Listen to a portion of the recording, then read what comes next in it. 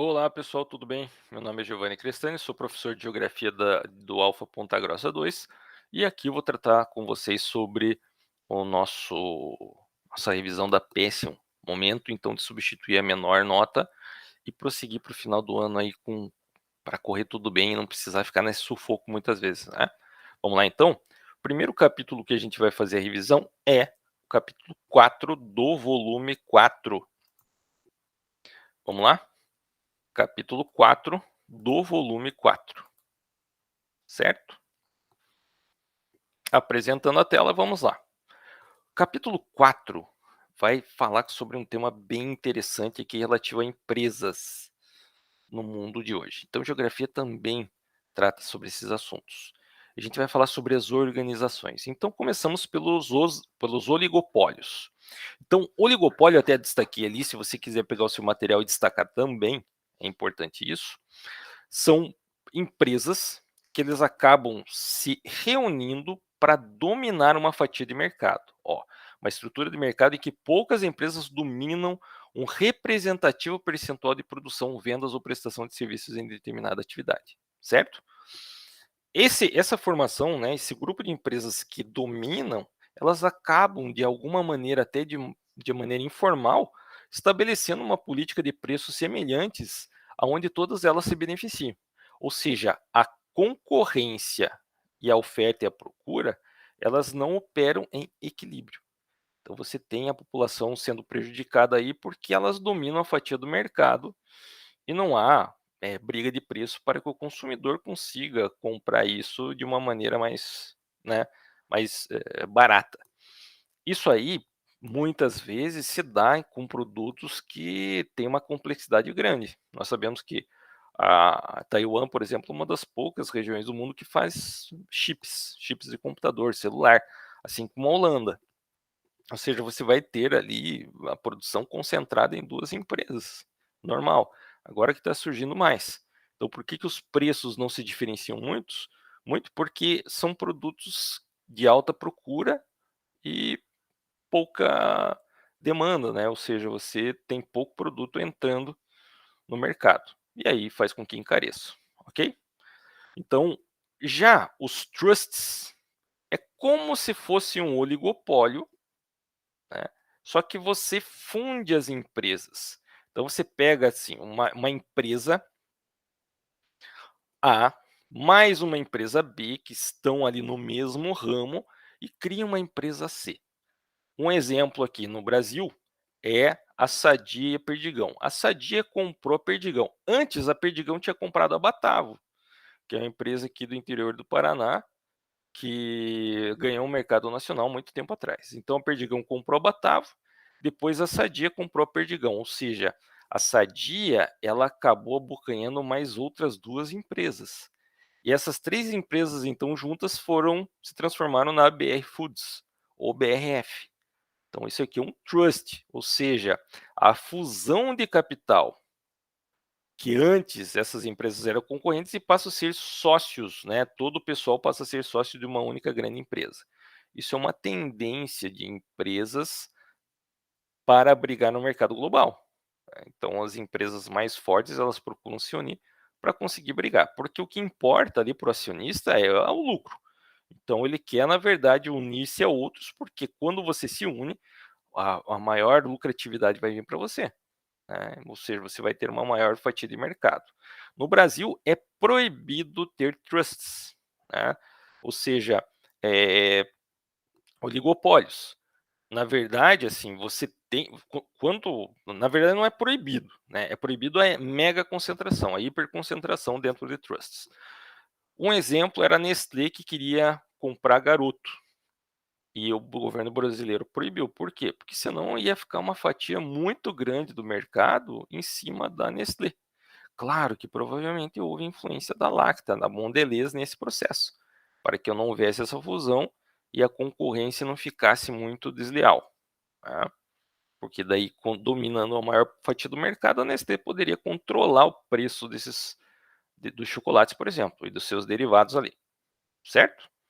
Então, o que interessa mais é a competitividade. Holding, né? É um termo em inglês que significa manter e passou a ser usado para definir a empresa que se destina a concentrar e controlar o patrimônio do indivíduo do grupo empresarial. Ou seja, imagine, vou citar, por exemplo, um holding que é o Grupo Silvio Santos. Silvio Santos, conhecido, né, há muito tempo aqui dos brasileiros, ele tem um grupo, né, uma empresa que controla todas as empresas desse grupo. Então, existem acionistas que são da de dentro, né, do Grupo Silvio Santos. Eles não se preocupam lá em ver como é que está o negócio das 40 empresas. Não, existem pessoas destinadas a isso. Ele só vai entrar com o capital, só com ser dono das ações. E retirar o lucro, né, se você tiver nesse período. Então tem um monte de empresas que são holdings, né, que existem empresas maiores que detêm o capital de outras. Aqui temos um exemplo, ó, controle acionário. Empresa A, B e C, todas elas têm o controle acionário em uma holding, em uma empresa. Nós temos aqui um caso famoso, deixa eu mostrar para vocês aqui, dessas holdings aqui, certo? Então temos várias empresas aqui que são holdings de outras. Por exemplo, a Unilever é dona da Kibon, né, que é dona da Hellmann's. A Mars é dona da Pedigree, da Royal, se eu não me engano. A Mondelez vai ser dono da Lacta, da Nabisco.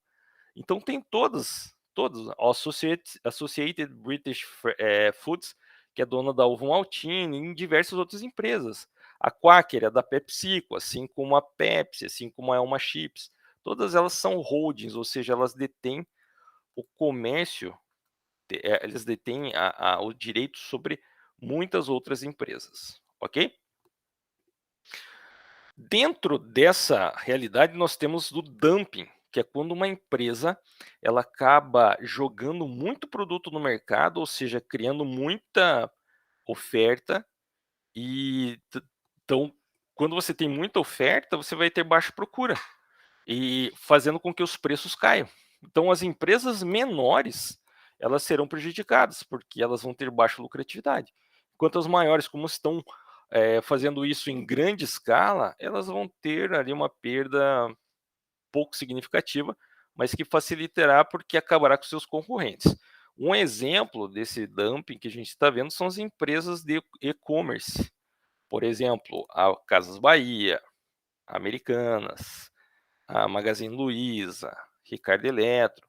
Essas empresas elas acabam tendo um preço muito mais competitivo do que as empresas menores, empresas locais ou regionais, fazendo então com que haja uma baixa de preço, né, para essas empresas que trabalham no e-commerce, e seja o preço muito mais alto para pessoas que têm loja física local, né.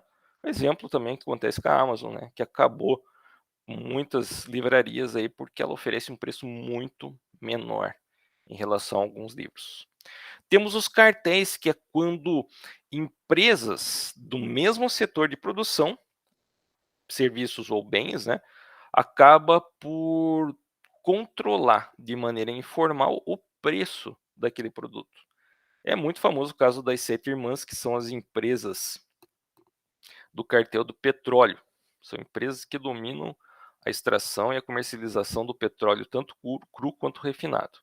Algumas empresas fogem dessa, desse escopo aqui, só que são pouquíssimas. A Petrobras é uma que foge, mas na verdade ela tem que se adaptar aos preços que essas grandes empresas fazem, exatamente para conseguir concorrer no mercado mundial. Senão, não teria como, né?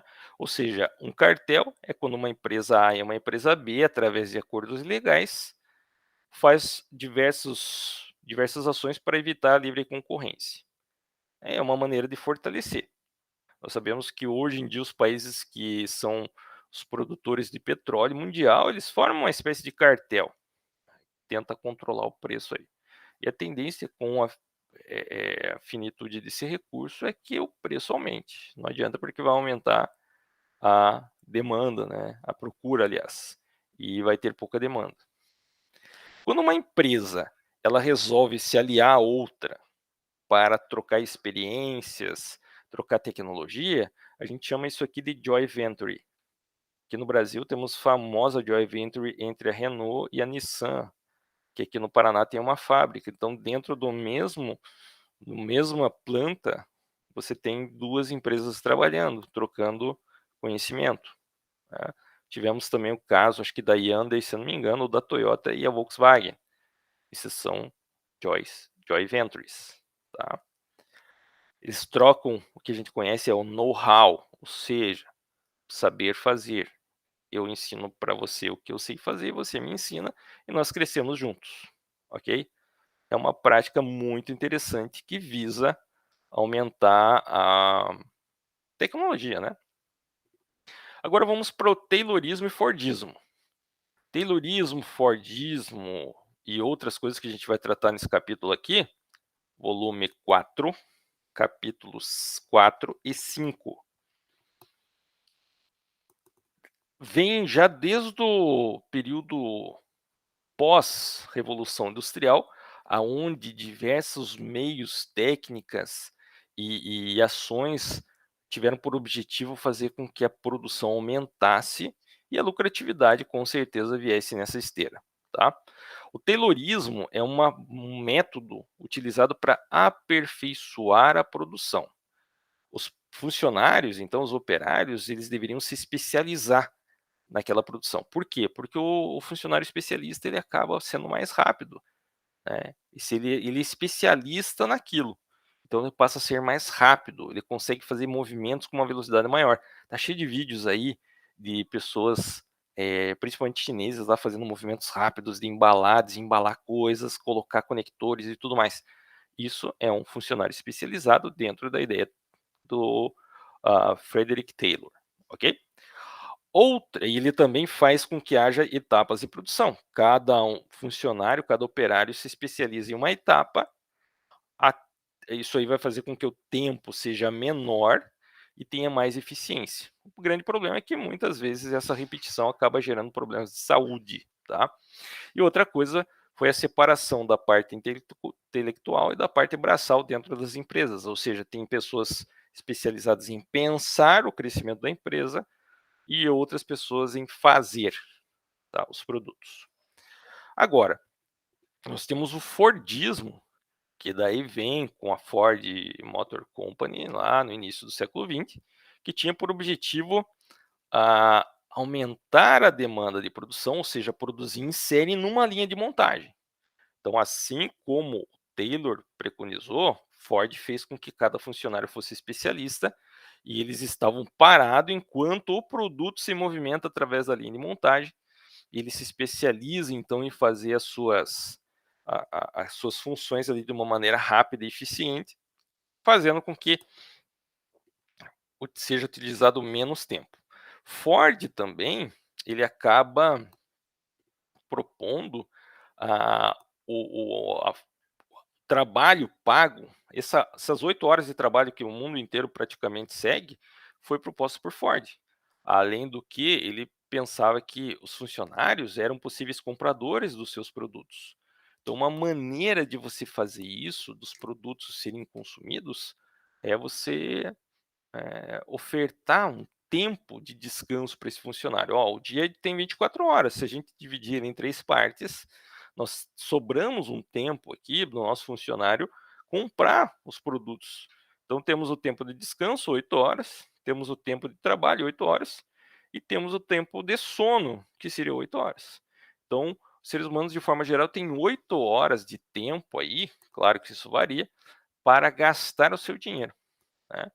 Então, uma característica do Fordismo é a produção em massa, que tenta baratear os custos de produção. Ele também estabelece um salário para que os funcionários tenham onde gastar, né? Esses salários nos Estados Unidos eles recebem semanalmente, aqui no Brasil é mais comum mensalmente, né? Dentro dessa ideia do Fordismo vem também o American Way of Life, que seria um modo de vida americano, que eles começam a espalhar após a Segunda Guerra Mundial, tentando espalhar esse estilo de vida para o mundo inteiro, né? Que seria a família feliz, com um carro, eletrodomésticos, uma casa. Então, o objetivo deles era espalhar a ideia do consumo. Essa ideia do consumo sendo espalhado pelo mundo, vai fazer com que as empresas ganhem mais, lucrem mais, e elas atinjam todas as partes do planeta. E deu certo esse tipo, né? Até hoje, a gente vê que a ideia do sonho americano, né, que é o American Way of Life, ainda se propaga na mente de muitos. Temos aqui o keynesianismo. Então, o keynesianismo ele tinha por objetivo que o Estado interviesse na economia para evitar crises ou salvar o país ou determinada região de crises econômicas. Então, como é que o keynesianismo preconizava isso? Os governos deveriam investir em obras de infraestrutura, atividades de indústria de base, eh, criando empregos, e esses empregos fariam com que a economia crescesse, porque ele preconizava o livre mercado, né. Só que o grande problema é que, esse sistema, ele exige muito do Estado, ou seja, o Estado, o governo, ele vai gastar muito dinheiro para criar infraestrutura. Para ele gastar dinheiro, ele tem que ter dinheiro, e para ter dinheiro ele vai ter que arrecadar de algum lugar, e da onde que ele vai arrecadar? Das pessoas, através de impostos, né. O governo brasica os a maioria dos governos no mundo inteiro, eles, ainda seguem as ideias keynesianas. Então, ó, o Estado garante a estabilidade de emprego em momentos de desequilíbrio econômico, principalmente nas áreas, nas quais o capital privado estivesse menos presente, né. Ó, essa doutrina pregava o Estado precisava intervir na economia sempre que fosse necessário, ou seja, momentos de crise, momentos de desenvolvimento, a fim de evitar crises e retração econômica, bem como manter o pleno emprego por meio da arrecadação de impostos pagos, como o consumo, possibilitando a manutenção da produção industrial. Ou seja, mantém-se, faz de tudo para que haja sempre o consumo, porque o consumo é a base da economia. Sem consumo não existe economia, não existe nada que vai fazer com que haja trocas comerciais e, assim, criação de empregos, produção de alimentos, produção de mercadorias. O consumo é a base de tudo. Vem a ideia do welfare state, né, que é uma abordagem política e econômica que visa garantir a proteção social e serviços públicos para a população. Quando ocorre a crise de 29 nos Estados Unidos, e começou a ter uma grande quantidade de pessoas pobres, necessitadas, Nova York ficou rodeada de favelas, né, ah, houve a intervenção do Estado no fornecimento de auxílio à população que estava, necessitando de demanda, né, necessitando de dinheiro. E como que eles fizeram isso? Através de programas sociais. Então, você assegura que a pessoa terá dinheiro para tentar se recuperar e ser enquadrada novamente, né, ser colocada novamente no mercado de trabalho. Isso também funciona no mundo inteiro até hoje, em alguns países menos, outros mais. Aqui no Brasil nós temos diversas, formas de auxílio aqui, como o seguro-desemprego, que faz parte do welfare state ou estado do bem-estar social, ok? Agora nós vamos para o livro 5, capítulo 1, Industrialização Brasileira. Vamos lá. Nós temos aqui, como destaque, o fim do milagre econômico e a origem daquilo que a gente conhece como marcha forçada.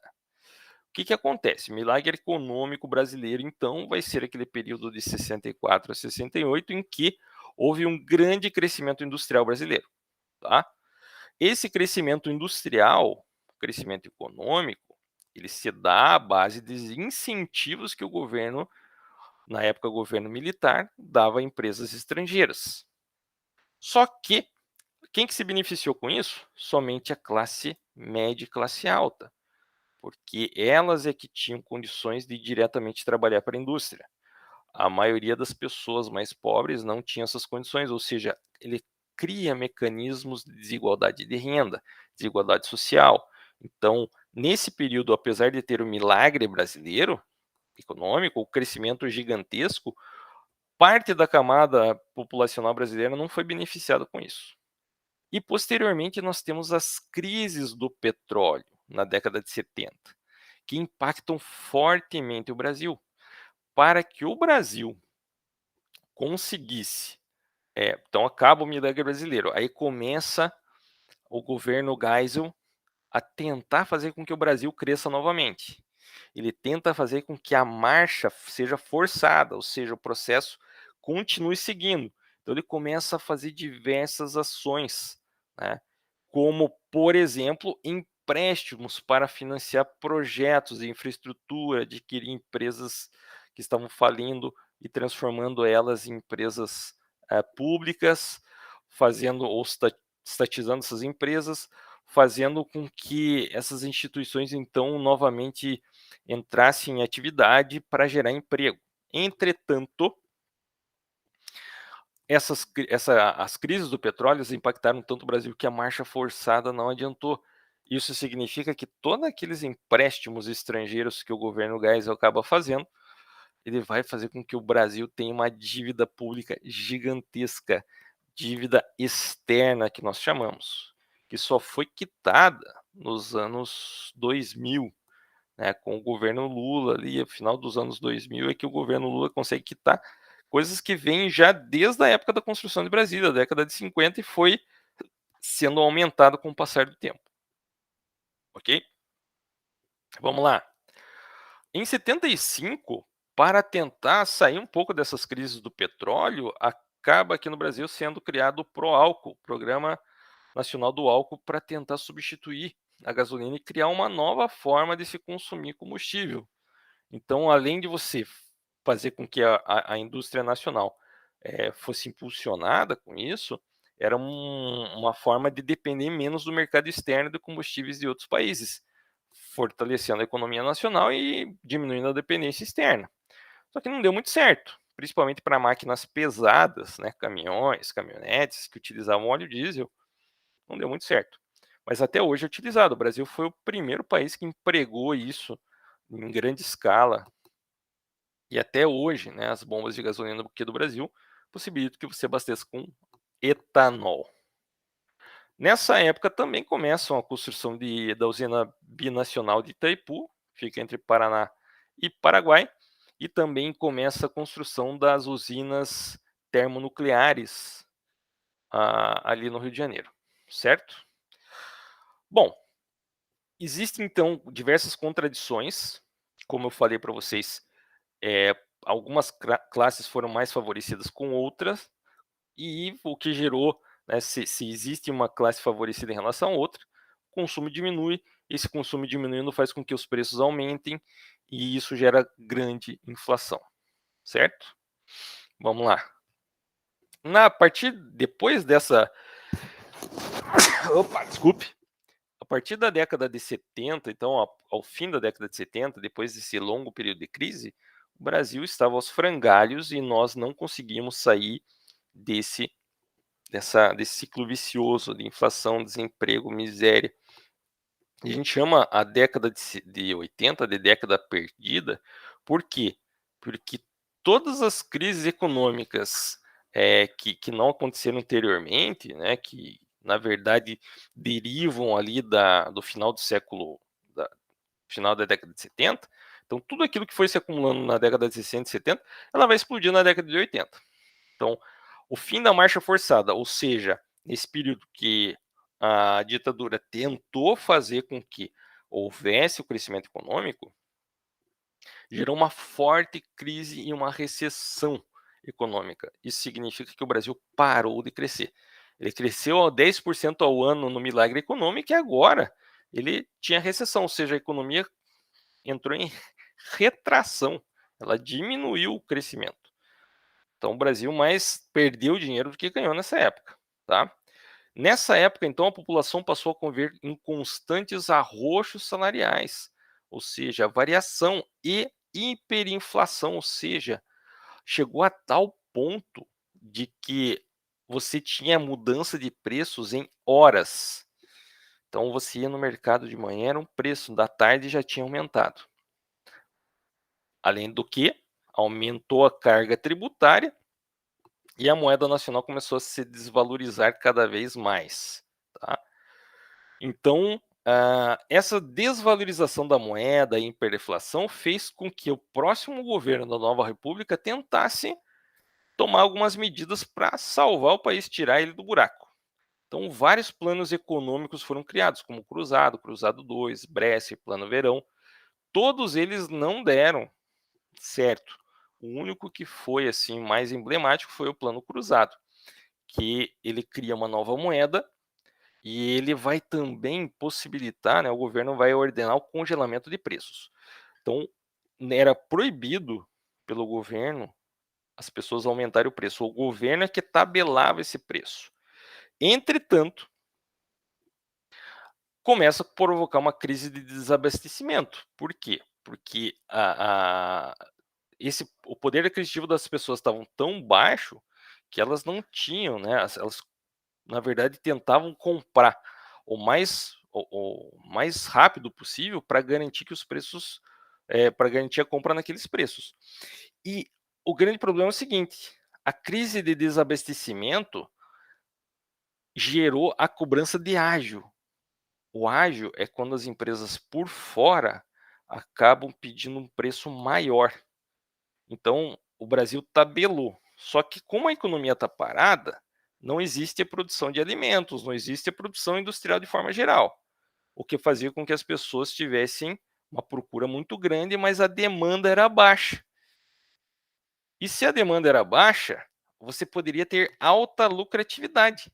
Só que o governo não deixava as pessoas, os empresários e atacadistas, os comerciários de forma geral, aumentarem os preços. Porque realmente, se a população está com problema, nós não vamos nos aproveitar dela. O grande problema é que eles faziam isso por trás, né, às escondidas, contra o governo. Isso gerou muitos problemas, né? Então, tinham fiscais, que eram chamados fiscais do Sarney, que iam nos estabelecimentos verificar se o preço estava como tabelado pelo governo, né? Então, isso gerou diversos problemas, tá? Lembrem o seguinte, que esses 3 capítulos serão pedidos na PS e agora é a chance de vocês de transformar aquela nota baixa numa nota acima da média, para não comprometer o futuro de vocês ali no final do ano. Valeu?